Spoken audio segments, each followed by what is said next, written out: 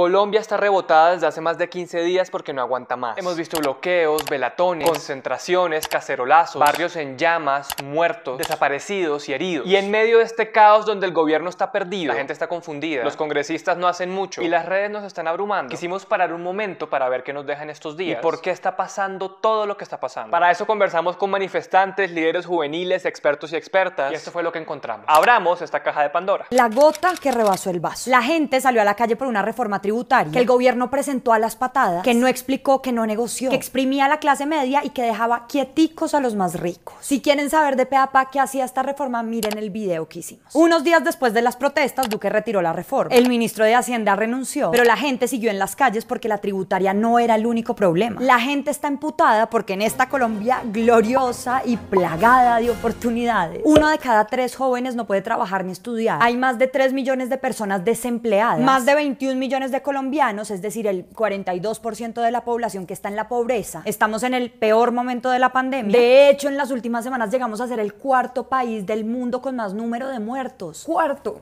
El abuso policial está desbordado y ha dejado un montón de muertos y heridos. Y aunque acá nos faltan motivos por los que la gente protesta, la rabia y la indignación es tanta que el 75% de los colombianos está a favor de este estallido social. No hay un solo líder en las protestas. En teoría, quien está representando a los ciudadanos ante Duque es el Comité del Paro, que reúne sindicatos, transportadores, estudiantes y a más de 200 organizaciones departamentales en el país. El problema con este comité es que a pesar de que dicen que representa a Raimundo y todo el mundo, eso no es cierto. Por ejemplo, en Cali, una ciudad que ha protestado con fuerza, varios colectivos y jóvenes hicieron asambleas en sus barrios, de donde salieron sus propias posiciones distintas a las del comité. Además, uno de ellos nos contaba que la idea de negociar en Bogotá les parece que es desconocer los problemas locales. En Pereira nos contaron que muchos de los marchantes no hacen parte de ninguna de las organizaciones que convocaron al paro. Y en Bogotá, jóvenes de la primera línea, que son quienes se ponen de primeros en las marchas para proteger a la gente en caso de que haya enfrentamientos con la policía, dicen que quienes deberían estar en los diálogos son quienes han salido día a día a poner el cuerpo en las movilizaciones, pero no los están incluyendo. Todo esto está generando muchas frustraciones que pueden alargar el paro. ¿Y Duque qué onda? Esta crisis social nos ha demostrado que el presidente Duque ahora sí está en el peor de los mundos posibles. Débil, sin apoyo de la ciudadanía, con una desfavorabilidad por el cielo y con su propio partido haciéndole el kit. Mejor dicho, está más perdido que Adán en el Día de la Madre. Esa debilidad se refleja en que Duque no logra sacar adelante sus proyectos ni sostenerse en sus decisiones. Vean estos ejemplos. Primero, el presidente se agarró con dientes y uñas a la idea de no retirar la reforma tributaria y sacarla adelante. Simplemente hablar de un retiro cuando existe la posibilidad de hacer la modificación total, si se quiere, en el Congreso, sería un mensaje que en estos momentos podría generar no solamente una gran incertidumbre. Y luego la retiró porque el país estaba ardiendo y nadie apoyaba su proyecto.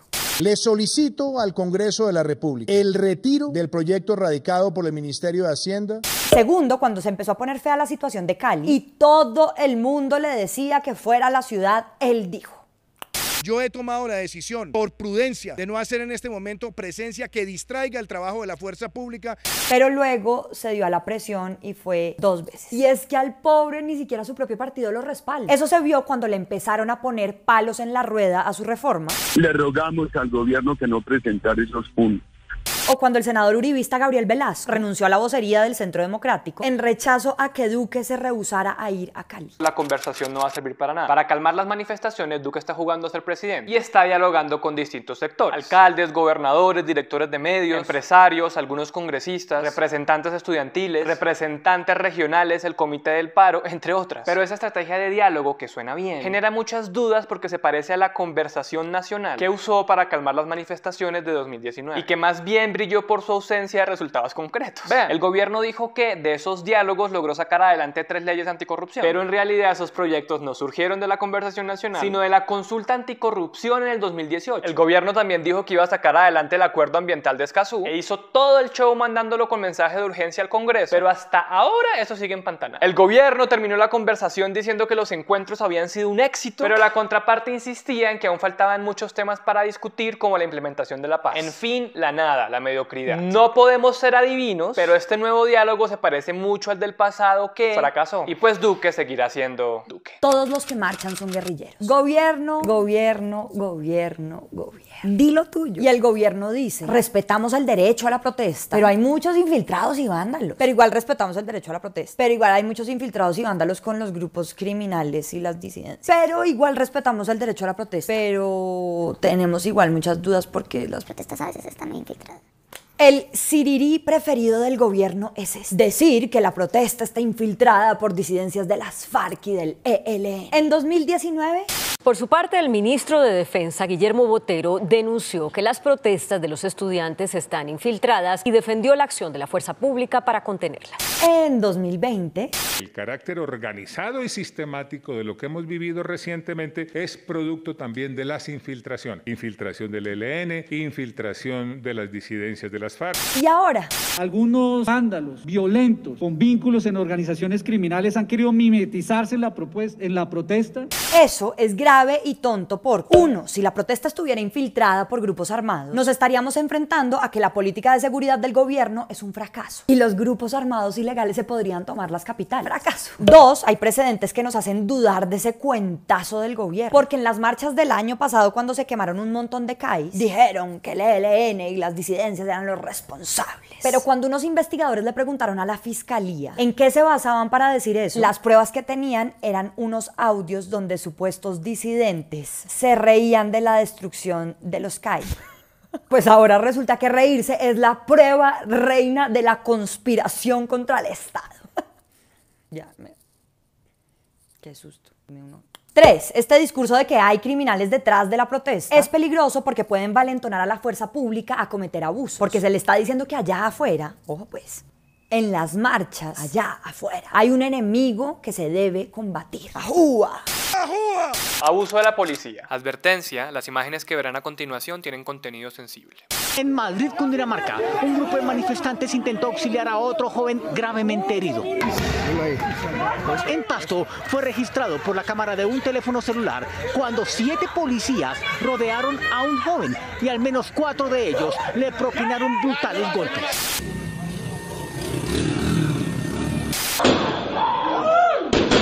Estas imágenes dolorosas han inundado las protestas, pero no son solo de ahora. Desde hace rato la gente le tiene pánico a la fuerza pública que se desmadra cuando hay manifestaciones. Pasó cuando un agente del SMAT asesinó a Dylan Cruz en el 2019. Pasó cuando en el 2020 unos policías asesinaron a Javier Ordóñez. Y cuando la gente salió a protestar por eso, mataron a 3 personas más y otras 10 murieron en las manifestaciones. Y ahora, a raíz de estas marchas, hay por lo menos 42 personas muertas. Aunque abrieron más de 8 investigaciones por personas asesinadas a manos de la policía, una organización afirma que la cifra es mucho más alta. Las cifras de violencia sexual también son alarmantes y nos queremos detener en algunos casos que nos rompieron. Hace algunos días se conoció que una joven de 17 años en Popayán se habría suicidado tras denunciar violencia sexual por parte de 4 policías. También salió a la luz el caso de una manifestante en Cali que denunció que le habrían pellizcado los senos estando bajo custodia de la policía después de que la retuvieron en las manifestaciones. O el de las mujeres en Acacías Meta que, devolviéndose a su casa después de la marcha, fueron detenidas por agentes del SMAT, quienes se dijeron entre ellos que les hicieran lo que quisieran para dejarlas pasar.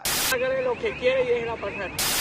El manzanero podrido. Frente a todo este caos, la respuesta del gobierno y de la fuerza pública ha sido: y si se presentan violaciones por conductas individuales de miembros de la fuerza pública, estas se judicializan y se investigan.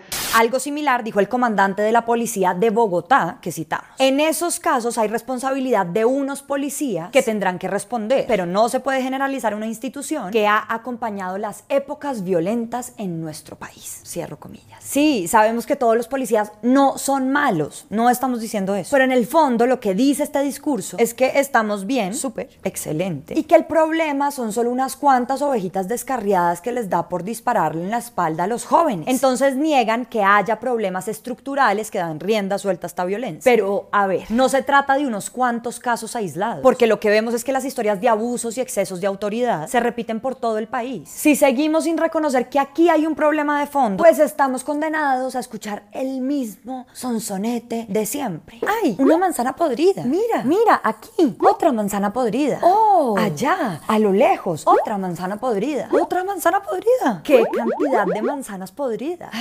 Lástima, porque no hay nada que podamos hacer con este cultivo picho de manzanas podridas. ¿Para qué una reforma? ¿Para qué?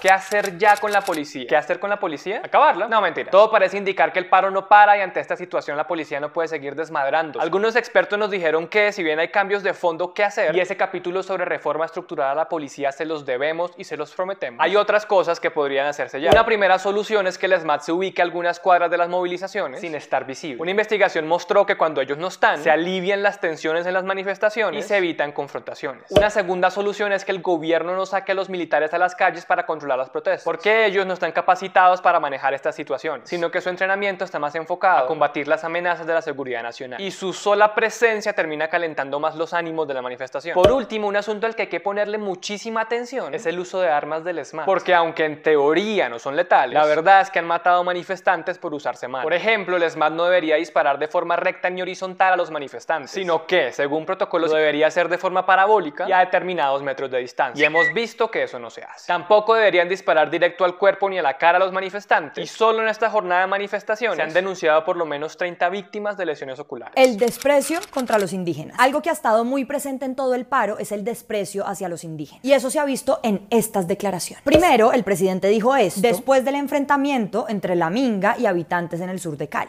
Pero sabiendo esta situación de orden público que se vive, deben ellos también enviar un mensaje claro para que retornen su camino a su resguardo. Segundo, al día siguiente la vicepresidenta salió a sugerir que sostener la Minga costaba aproximadamente 1.000 millones de pesos y que más o menos quién sabe de qué actividad paranormal, sospechosa, oscura y criminal habrán sacado esa cantidad de plata a los indígenas. Y tercero, el presidente del Partido Conservador afirmó que los indígenas salen de su hábitat natural y perturban la vida ciudadana. Todas esas declaraciones supuran racismo y exclusión porque entre líneas están diciendo que mejor protesten lejos donde nadie los vea y a nadie le importen.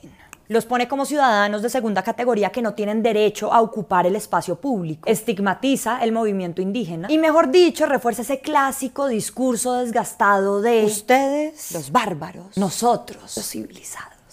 Chite. Para rematar, los están señalando de vándalos por derribar estatuas como la de Sebastián de Belalcázar en Cali y la de Gonzalo Jiménez de Quesada en Bogotá. El tema de las estatuas derribadas es una discusión bien interesante. Y con esto no estamos haciendo una apología a la violencia. Pero es que cuando se tumba un símbolo de estos, se envía un mensaje poderoso de los grupos indígenas tradicionalmente marginados que buscan replantear la historia. Cuando esto pasa, la gente se incomoda, se cuestiona sobre el pasado y zarandea su cotidianidad porque ya no ve esos símbolos por la calle y al menos lo lleva a preguntar: oiga, ¿qué pasó aquí? ¿Qué pasó aquí? Las estatuas derribadas, los grafitis, las arengas, las pancartas, el ruido, las cacerolas, trancar el tráfico de una ciudad o de una vía, ocupar los espacios públicos, le demuestran al país que algo no está bien y que tiene que cambiar. Tratar de contener la protesta bajo unas formas correctas es ridículo. Para esa gracia mejor que ni existiera. Las camisas blancas. Con el paro en Colombia confirmamos que la gente está armada hasta los dientes. Por eso hemos visto en Cali a personas divinamente con camisas blancas saliendo a dispararle a lo que se moviera. El resultado fueron varios indígenas heridos, incluyendo a Daniela Soto, lideresa de la Minga. Y en Pereira vimos como a 4 manifestantes les dispararon civiles armados. Entre ellos estaba Lucas Villa, quien recibió 8 disparos desde una camioneta y luego falleció. Estos hechos son solo la punta del iceberg de un problema mucho más grande. En Colombia hay mucha gente que tiene armas ilegales. Para 2017 se estimó que había por lo menos 5 millones de armas de fuego en manos de civiles, de las cuales 4 millones serían ilegales. 4 millones. Si esos 4 millones de armas les suenan poco, escuchen esto. Ese mismo año se estimó que la fuerza pública solo tenía 350.000 armas. Eso significa que los civiles tienen 11 veces el número de armas que tienen las fuerzas militares. Súmele a esas cifras que con este paro ya hay indicios de que los mercados ilegales de armas están saturados de gente que salió a buscar su protección. Y si uno jala la pita puede ver que detrás de eso en Colombia hay una cultura paramilitar que dice: si el Estado no me protege, pues yo me defiendo a mí mismo. Eso surge porque la gente no confía en que las autoridades los protejan y además se encuentran con discursos peligrosos que les dan rienda suelta a sus ideas de autoproteger. Miren el ejemplo del alcalde de Pereira, que llamó a un frente común de los privados. Vamos a convocar a todos los gremios de la ciudad y a los miembros de la seguridad privada para hacer un frente común junto a la policía y el ejército para recuperar el orden en la seguridad ciudadana. O el de un chat en Cali que se llama Cali Fuerte, que tiene más de 120 personas en donde se promueve usar armas para defenderse. Algunos ciudadanos en Cali se están organizando para armarse y atentar contra las personas que después de 12 días continúan con los peajes ilegales y saqueos. También hay investigaciones periodísticas que muestran que en Pereira los empresarios están preocupados por defenderse y hablaron de legítima defensa con congresistas del Centro Democrático. El problema con todo esto es que, primero, los grupos de autoprotección están prohibidos. Segundo, el hecho de que la gente acceda a armas ilegales nos puede llevar a niveles de violencia mayores porque existe el riesgo de que las use sin ningún control bajo la idea de defenderse. Tercero, esto nos demuestra que la promesa del Estado de dar seguridad no genera confianza en la gente. ¿Y el Congreso qué? En medio de las protestas, los congresistas se muestran del lado de la gente y hacen de todo para congraciarse. Viajan a Cali para decir que están conectados con la gente, rechazan los excesos de la fuerza pública en Twitter y toman distancia del impopular gobierno de Iván Duque. Eso no está mal. El problema es que esos gestos son solo una fachada, porque en la práctica no están haciendo mucho para resolver los problemas que sacaron a los colombianos a las calles. Miren estos ejemplos. Mientras la gente sale desesperada a marchar porque no tiene que comer, en el Congreso se han presentado 8 proyectos para lograr una renta básica y ninguno ha pasado el primer debate. En un país que tiene 21 millones de pobres, la gente pide que se baje el mísero salario de 34 milloncitos que se ganan los congresistas y se han presentado 6 iniciativas para lograr eso que tampoco han llegado a nada. La ciudadanía rechaza los excesos de la fuerza pública y se han presentado 5 iniciativas para reformar la policía y ni siquiera han llegado al primer debate. Entonces, muy bonito que se quieran mostrar como los angelitos de la ciudadanía. Lindo, de verdad. Pero eso es hipócrita. Si realmente les importaran los reclamos de la gente, deberían darse la pela de sacar iniciativas que sí resuelvan esos problemas. El papel de las redes sociales. Las redes sociales se consolidaron como un espacio clave para la protesta. Las expertas con las que hablamos nos explicaron que eso se debe a 2 cosas. 1, que la pandemia creó un ambiente óptimo para que la gente estuviera conectada todo el tiempo. Y 2, que en comparación con la protesta del 2019, que tuvo un componente mucho más rural, la de este año es más urbana, lo que hace que exista más acceso a internet y a sus lenguajes. Por eso mismo, por la importancia de la presión en internet, pues el gobierno y sus aliados salieron a estigmatizar las redes. Las K-popers, grupo de fanáticas de música pop surcoreana, son expertas en sabotear tendencias en internet. Entonces, cuando a Uribe le bajaron la cuenta de Twitter, los uribistas sacaron tendencias llamadas numeral Uribe tiene razón y numeral Uribe somos todos y numeral la voz de Uribe somos todos. Pero las K-popers se encargaron de que cuando usted entra a esa tendencia, se encuentra con esto. Los objetivos del saboteo son tapar la tendencia e incluso que sea declarada como spam y terminen ocultándola. Es decir, un bloqueo virtual. ¿Y saben qué contestó a los bloqueos hechos por K-popper el ministro de Defensa, Diego Molano? Que, y abrimos comillas, son un ataque del K-pop. Esas declaraciones las hizo mientras anunciaba una campaña contra, abrimos comillas otra vez, el terrorismo digital. Mejor dicho, Al Qaeda, el IRA, Hamas y luego las K-popers. ¿A todas estas se acabó el COVID? No, el COVID no se ha acabado y estamos peor que nunca. Este tercer pico nos ha traído más de 400 muertes y 16.000 contagios por día. Y no falta quien dice, ah, claro, ¿sí ve? Esas son las consecuencias que nos han traído las manifestaciones. Ponen ahí de chistosos a protestar en el pico, pero no tan rápido. Antes de echarle la culpa al paro, hay que tener en cuenta que la crisis de la salud ya estaba desde antes de las protestas. Por ejemplo, en Atlántico y Medellín ya se estaban enviando pacientes a otros lugares del país porque no tenían suficientes camas en cuidados intensivos. Y en Medellín alcanzaron a tener una lista de más de 400 personas esperando UCI. Ante ese contexto, los gremios médicos habían pedido cuarentenas totales en esos territorios antes del paro, pero el gobierno se negó diciendo que era importante recuperar la economía. Y ahora que la gente está saliendo a las calles con 1000 reclamos, sí parecen muy preocupados por los contagios. Eso es hipócrita. Ahora nadie va a negar que las aglomeraciones sí son focos de infección, pero dice mucho que a pesar del riesgo de contagiarse, la gente esté saliendo en este momento. Y si eso pasa es porque la gente siente que ya no tienen nada que perder y están mamados de que no los escuchen. Con la protesta al menos ganan la posibilidad de que alguien les ponga atención. Sin olvido.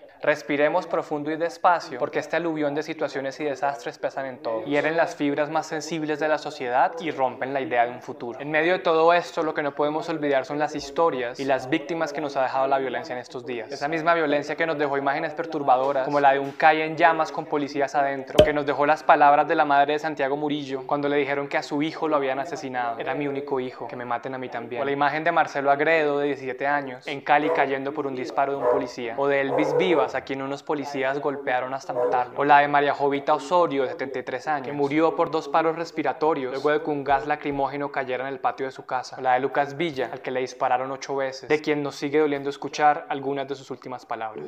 Pasar lo peor, güey, para todos. Muchos podemos morir, porque ya hoy en día, ahorita en Colombia, el solo hecho de estar en la calle, ya uno ser joven es arriesgar la vida. Todos podemos morir acá. Pero uno cómo va a dejar a su pueblo, uno cómo no va a salir a marchar. Oigan, hemos visto que las redes sociales a veces están saturadas de información y no sabemos en qué creer, Por eso quisimos traerles unos tips para que no traguen en qué. 1. Si la información que les llega dicen que la compartan masivamente o que la compartan antes de que la borren, duden. 2. Si les llega un audio en donde la persona que habla no se identifica ni dice de dónde viene la información, duden. 3. Para verificar la información que reciben, busquen más datos relacionados en internet sobre la noticia. Y fíjense en la fecha de publicación para asegurarse de que es una noticia actual. 4. Pregúntenle a la persona que les mandó el mensaje que de dónde sacó la información. 5. Piensen y verifiquen 2 veces antes de difundir algo de lo que no están seguros que sea verdad, porque la información falsa abruma y causa pánico. Y 6.